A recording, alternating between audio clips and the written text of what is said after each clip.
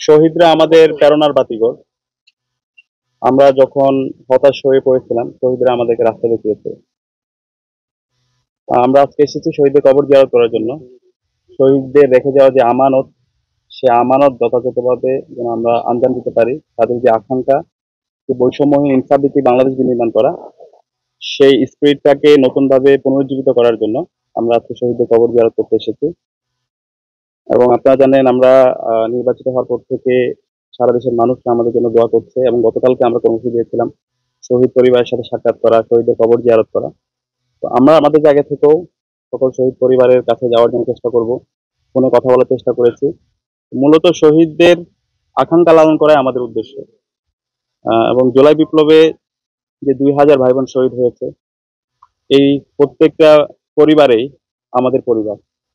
তাদের কথাগুলো, তাদের আকাঙ্ক্ষাগুলো, তাদের প্রত্যাশাগুলো পূরণ করা এখন আমাদের মূল কাজ, এবং সেটা আমরা ঢাকা বিশ্ববিদ্যালয় থেকে শুরু করতে চাই। ঢাকা বিশ্ববিদ্যালয়ে জুলাই বিপ্লব শুরু হয়েছিল এবং সফলতার সাথে আমরা শেষ করতে পেরেছি।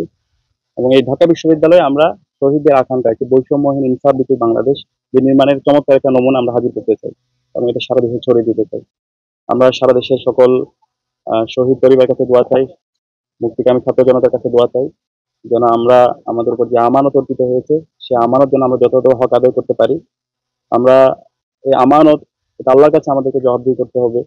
এবং এর পাশাপাশি সকল শিক্ষার্থীরা আমাদেরকে যে কোনো বিষয়ে, যে কোনো সময় তারা আমাদেরকে প্রশ্ন করতে পারবে। আমাদের কাজ হচ্ছে কাজ করা, আর শিক্ষার্থীদের কাজ হচ্ছে আমাদেরকে প্রশ্ন করা। তো আমরা আশা করছি আমাদের যে সময় আছে সেই সময়ের মধ্যে শিক্ষার্থীদের যে আকাঙ্ক্ষা, আমাদের শহীদদের যে আকাঙ্ক্ষা, জুলাইয়ের যে আকাঙ্ক্ষা, সেই আকাঙ্ক্ষার আলোকে আমাদের এই ক্যাম্পাস, আমাদের ঢাকা বিশ্ববিদ্যালয় ক্যাম্পাসকে সাজাবো, এবং আমাদের সবার লক্ষ্য এই স্বপ্নের ক্যাম্পাস নির্মাণ করা।